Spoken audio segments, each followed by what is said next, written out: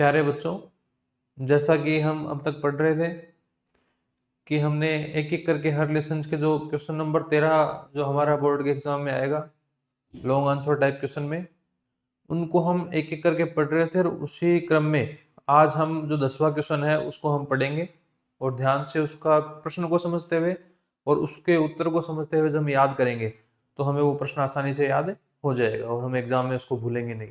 तो कोई भी क्वेश्चन रटना नहीं है, समझते हुए हम जब याद करेंगे तो हमें ज्यादा समय तक याद रहेगा। और जब हम रटते हैं किसी क्वेश्चन को, उसका अर्थ जाने बगैर कि क्वेश्चन क्या पूछ रहा है, उसका आंसर क्या है, तो हमें याद नहीं होता है। इसलिए ध्यान से आप इसको देखिए। तो हमारा क्वेश्चन है, how did Mij spend most of his time.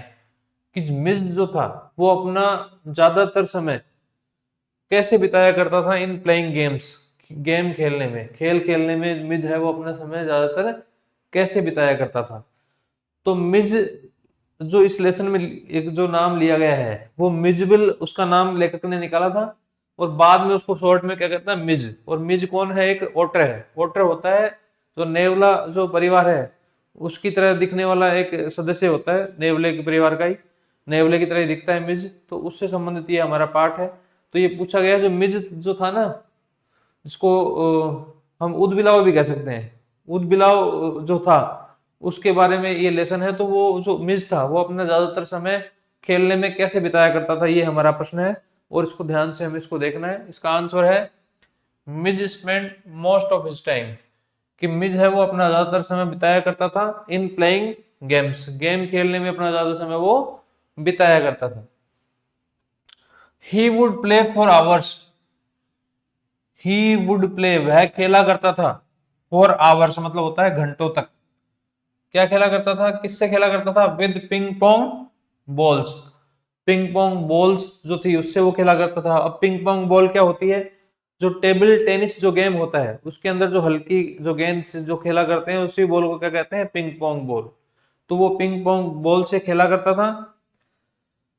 Marbles, marbles मतलब होता है कंचे, कांच के जो कंचे आते हैं उनसे खेला करता था। रबर फ्रूट, रबड़ के जो फल होते थे उनसे वो खेला करता था। एंड टेरापिन सेल और कछुए का जो खोल होता है उससे वो खेला करता था। ही स्पेंट आवर्स वह कई घंटे बिता दिया करता था क्या करने में? सफलिंग ए रबर बॉल, रबड़ की बॉल को घुमाने में, वो गोल गोल घुमाने में वो कई घंटे बिता दिया करता था। अराउंड द, कहा घुमाता था वो? चारों ओर। किसके चारों ओर? अराउंड द रूम, कमरे में चारों तरफ वो रबड़ की बॉल को घुमाता था। किसकी तरह घुमाता था? Like a 4 footed soccer player. Soccer player मतलब होता है, सोसर मतलब होता है फुटबॉल का और प्लेयर मतलब होता है खिलाड़ी। तो जैसे कोई 4 पैरों वाला फुटबॉल का जो खिलाड़ी है उसकी तरह वो उसको घुमा दिया करता था। सोसर प्लेयर की तरह, फुटबॉल खिलाड़ी की तरह वो बॉल को कमरे में चारों तरफ घुमा दिया करता था। He could through the ball, वह बॉल को फेंक सकता था। अब थ्रो आता है, उसकी सेकंड फॉर्म क्या है? थ्रू। तो वह बॉल को फेंक सकता था। The author had a tilted suitcase, जो ऑथर था उसके पास एक टिल्टेड सूटकेस था। अब टिल्टेड किसको बोलते हैं? जैसे कोई भी चीज झुकी हुई रहती है एक तरफ से और एक तरफ से नीचे रहती है उसको बोलते हैं टिल्टेड। जैसे ये है, ये जो लाइन है ना, ये ऐसे ये झुकी हुई है नीचे, ये टिल्टेड है।